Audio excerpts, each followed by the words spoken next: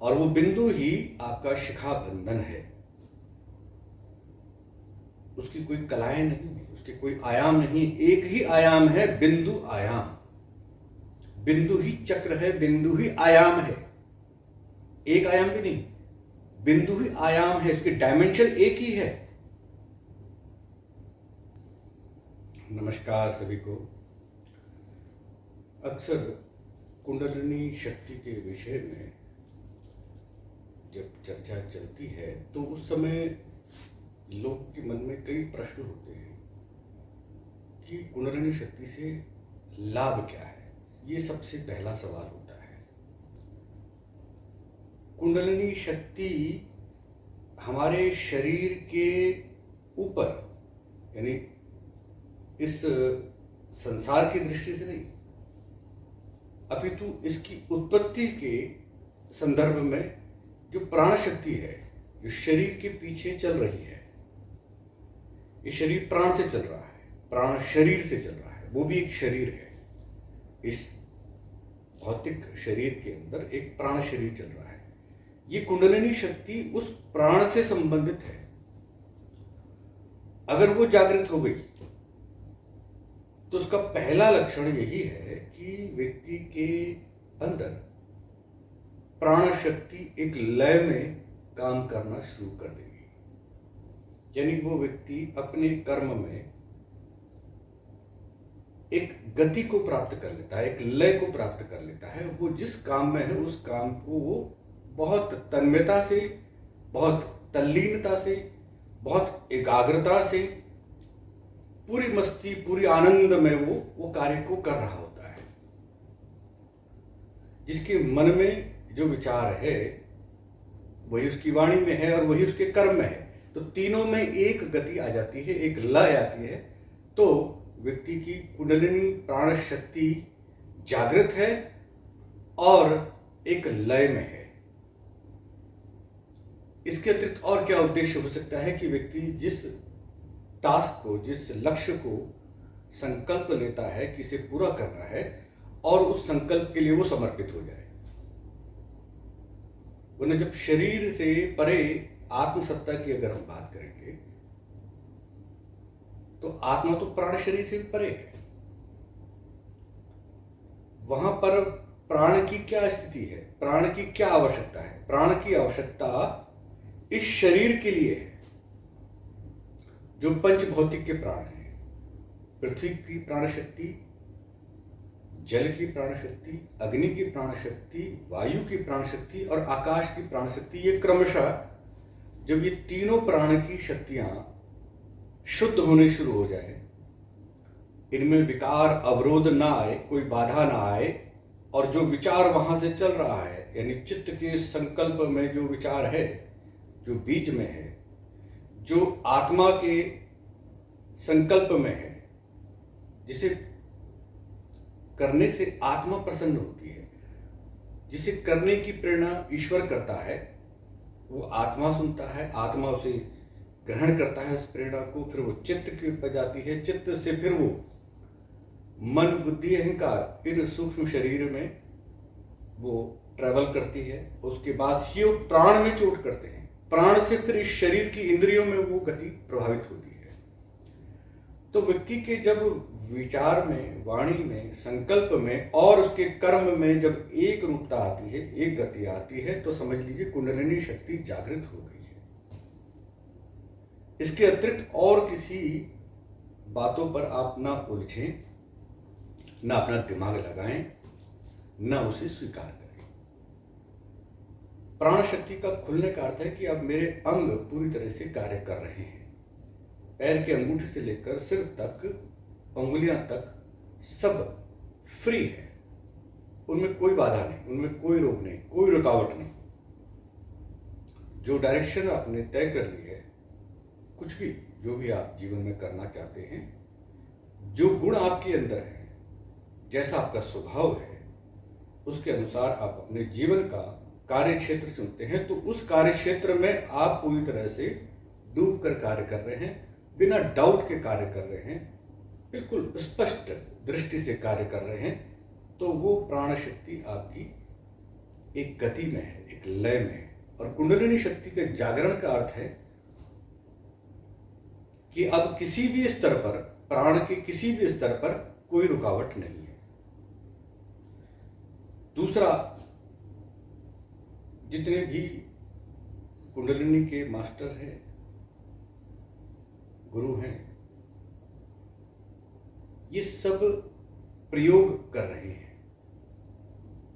और ये प्रयोग जो है, करते करते करते हमें अपनी गलतियों का एहसास होता है, हम उसको अनुभव करते हैं, उससे सीखते हैं, उससे सुधार करते हैं। इसमें नुकसान कुछ नहीं है। नुकसान तब है जब इसके क्रम को हम गड़बड़ कर देते हैं। जैसे मूलाधार से कुंडलिनी को आप जागृत करने की कोशिश करेंगे, खींचने की, ऊपर की ओर खींचने की कोशिश करेंगे तो नुकसान है। बहुत खतरनाक ये प्रयोग होगा, इससे बचना चाहिए। क्योंकि जो कुछ रस अन्न पेट में जाता है, अपान शक्ति उसे नीचे की ओर फेंकती है।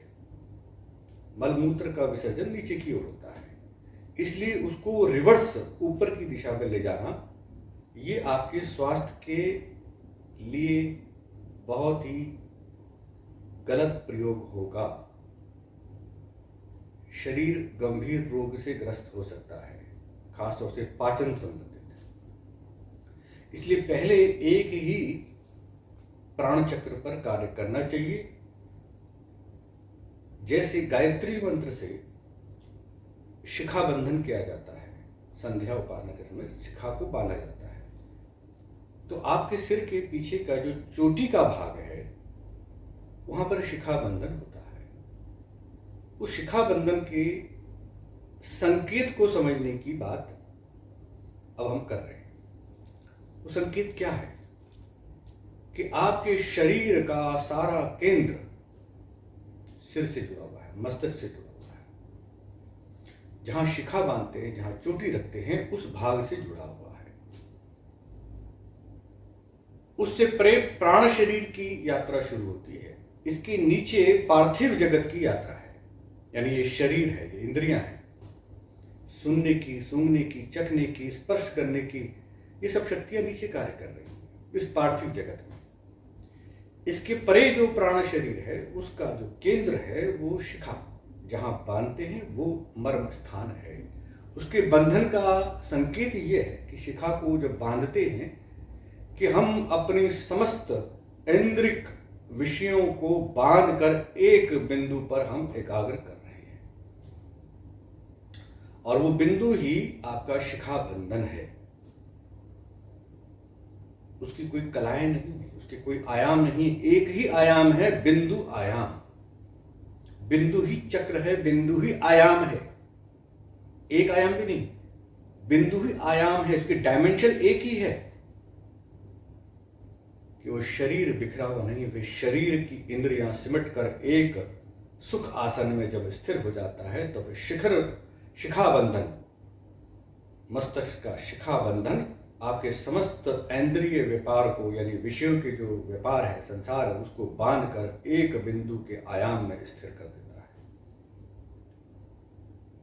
तो सिर की चोटी वाले भाग पर प्रारंभ में ध्यान करें।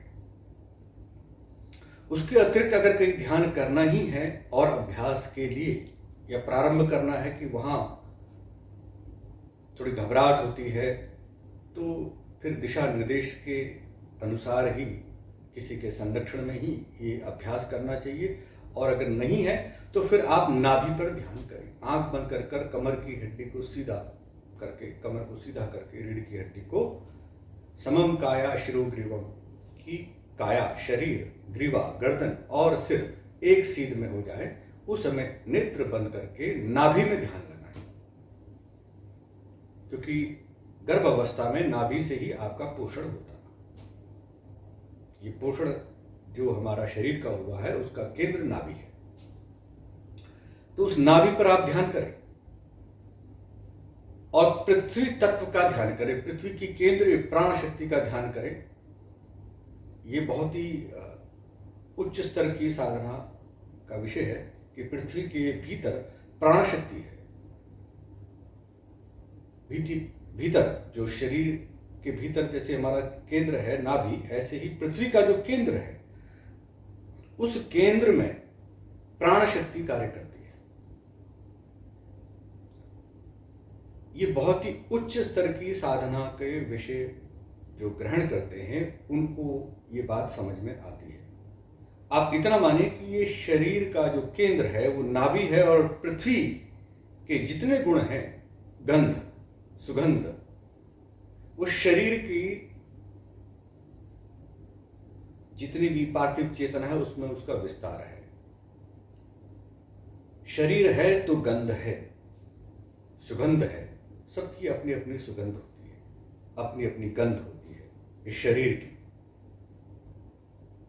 उसका केंद्र नाभि है।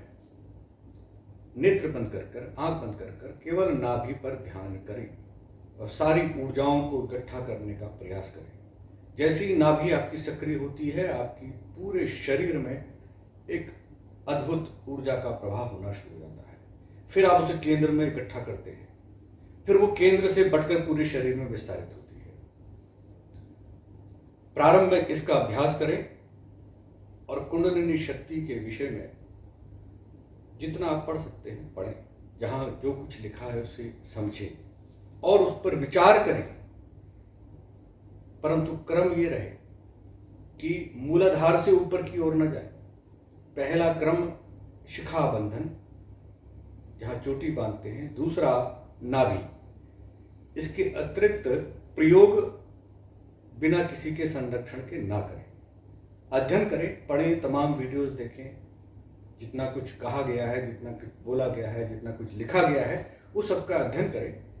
और ये विषय इसलिए अध्ययन करें क्योंकि ये आपका निजी विषय है, क्योंकि आपके पास शरीर है, आपके भीतर, शरीर के भीतर प्राण शक्ति है, प्राण चेतना है। ये धन आपका है, ये शरीर आपका है। इस शरीर के बारे में आपको मालूम होना चाहिए। कुंडलिनी शक्ति के विषय में जितना पढ़ें, जितना अध्ययन करें, जितना मनन करें, ये आपका अपना ही स्वाध्याय है, स्वयं की ही साधना है जिसके लिए आपका जन्म हुआ है।